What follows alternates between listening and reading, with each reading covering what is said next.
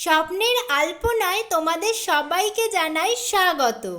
আজকের গল্প অভিশপ্ত হিরে, ষষ্ঠ পর্ব। মিস্টার মল্লিকের বাড়ি এসে কিন্তু ওদের হতাশ হতে হলো। ভদ্রলোকের স্ত্রীর মুখে জানা গেল গতকাল রাত্রিরে হরেন মল্লিক হঠাৎ অজ্ঞান হয়ে গিয়েছিলেন। ডাক্তার তাকে বিছানা থেকে উঠতে বা কথাবার্তা বলতে একেবারেই নিষেধ করেছেন। তাছাড়া ইঞ্জেকশন দিয়ে তাকে ঘুম পাড়িয়ে রাখা হয়েছে। রীতিমতো অসুস্থ। অসুস্থটা কি হঠাৎ, না আগে থেকেই উনি ভুগছিলেন? প্রণব জিজ্ঞাসা করল। আগে তো কখনো সামান্য জ্বর সর্দি ছাড়া তেমন অসুখ বিসুখে ভোগেননি, মিসেস মল্লিক জবাব দিলেন। তবে কিছুদিন ধরে বোধহয় ওর শরীরটা ভালো যাচ্ছিল না। মুখ ফুটে কিছু বলতেন না, কিন্তু কেমন যেন ঝিম মেরে থাকতেন। কথাবার্তাও ইদানিং কম বলতেন। সবসময় যেন একটা ভয় ভয় ভাব। কারো পায়ের শব্দ কিংবা অচেনা কারো গলা পেলে চমকে উঠতেন। এসব উপসর্গ কি গত কয়েকদিন ধরে দেখা দিয়েছে? এবার প্রশ্ন করলেন মিস্টার পাল। মিসেস মল্লিক ঘাড় হেলিয়ে সম্মতি জানালেন। মিস্টার পাল প্রণবের দিকে অর্থপূর্ণ দৃষ্টিতে তাকালেন। তারপর আবার প্রশ্ন করলেন, আচ্ছা, কেপি বোসের সঙ্গে মিস্টার মল্লিকের কেমন পরিচয় ছিল? মিস্টার বোস আমার স্বামীর ঘনিষ্ঠ বন্ধু ছিলেন। তিনি খুব ভদ্রমহিলা একটু থেমে গেলেন।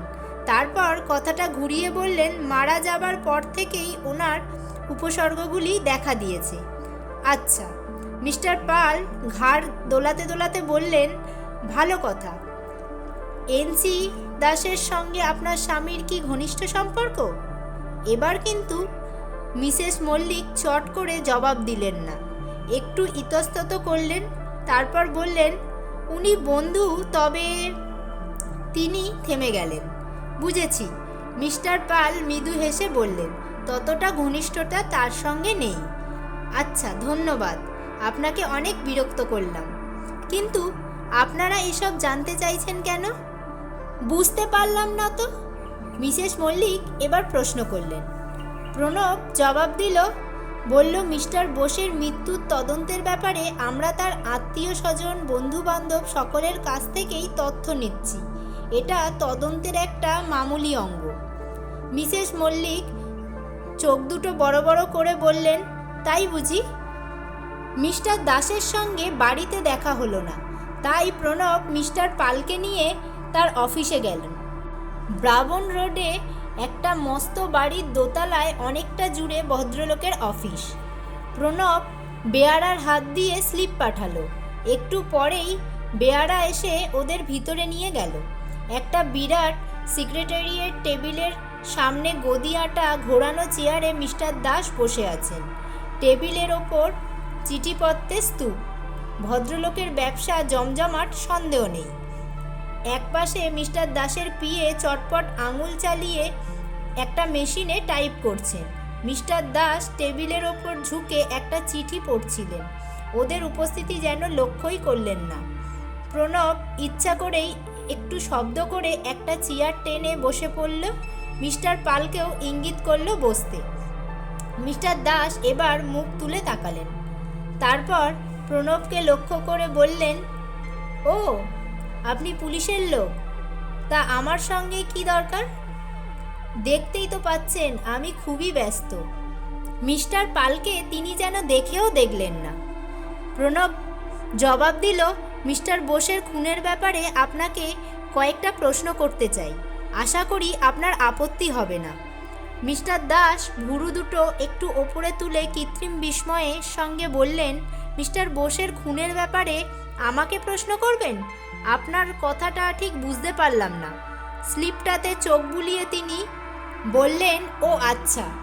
প্রণব বলল, আমাদের কাছে খবর আছে মিস্টার বোস আপনার একজন ঘনিষ্ঠ বন্ধু ছিলেন। তার এই খুনের ব্যাপারে আপনি কিছু আলোকপাত করতে পারেন বলে আমরা আশা করছি। মিস্টার দাস একটা পাইপ ধরাতে ধরাতে বললেন, যথা।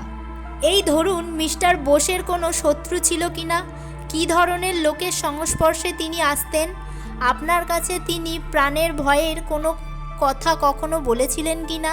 ইত্যাদি। মিস্টার দাস একমুখ ধোঁয়া ছেড়ে বললেন, really you are becoming melodramatic mister Som?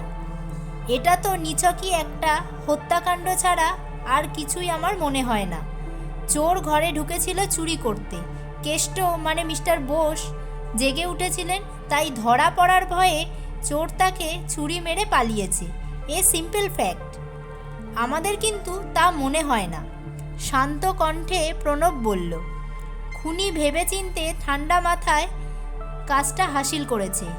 তাসটা mister বোসের বুকের উপর রেখে যেন বলতে চেয়েছে, এই জন্যেই তোমাকে খুন করলাম। আমাদের আরও বিশ্বাস এটাই যে তার প্রথম এবং শেষ অপরাধ নয়, আরও কয়েকজন তার লক্ষ্য। মিস্টার দাসের মুখ হঠাৎ যেন বিবর্ণ হয়ে গেল। সেটা প্রণবের দৃষ্টি এড়ালো না। ভদ্রলোকের দু চোখের পাতাও যেন কেঁপে উঠল। তারপরই তিনি অনেকটা জোর করেই হেসে উঠে বললেন, আপনি বড্ড বেশি কল্পনা করছেন ইন্সপেক্টর। মিস্টার পাল এতক্ষণে মুখ খুললেন। একটু ঝুঁকে তিনি বললেন, মিস্টার বোসের খুনির দিক থেকে আপনার কোনো বিপদ নেই, এ কথা আপনি জোর গলায় বলতে পারেন? রিভলভিং চেয়ারটা সাঁ করে ঘুরে গেল। মিস্টার পাল কালো চশমা পরা মুখের ওপর তীব্র দৃষ্টিতে তাকিয়ে মিস্টার দাস বললেন, হু আর ইউ? কে আপনি? প্রণব তাড়াতাড়ি বলে উঠল, উনি এই কেসে আমাদের সাহায্য করার জন্য দিল্লি থেকে এসেছেন। মিস্টার দাসের মুখে ব্যঙ্গের হাসি ফুটে উঠল। বিদ্রূপের কণ্ঠে তিনি বললেন, একারামে রক্ষা নেই, সুগ্রীব দোসর। প্রণবের মুখ লাল হয়ে উঠল, কিন্তু মিস্টার পাল হাসতে হাসতে বললেন, একটা কথা ভুলে যাচ্ছেন, মিস্টার সুগ্রীব দোসর না পেলে রামচন্দ্র লঙ্কা জয় করতে পারতেন না, রামায়ণও রচনা হতো না।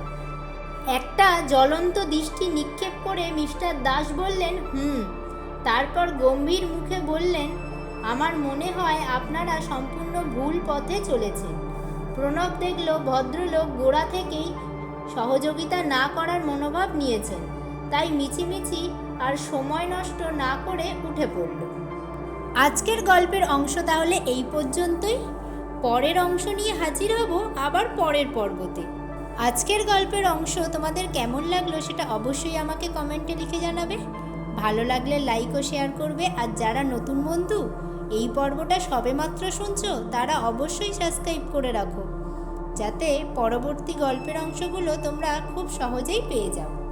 আজ তাহলে এই পর্যন্তই থাক। দেখা হচ্ছে পরের পর্বতে পরের অংশ নিয়ে। ততক্ষণ পর্যন্ত তোমরা সবাই ভালো থাকো এবং সুস্থ থাকো।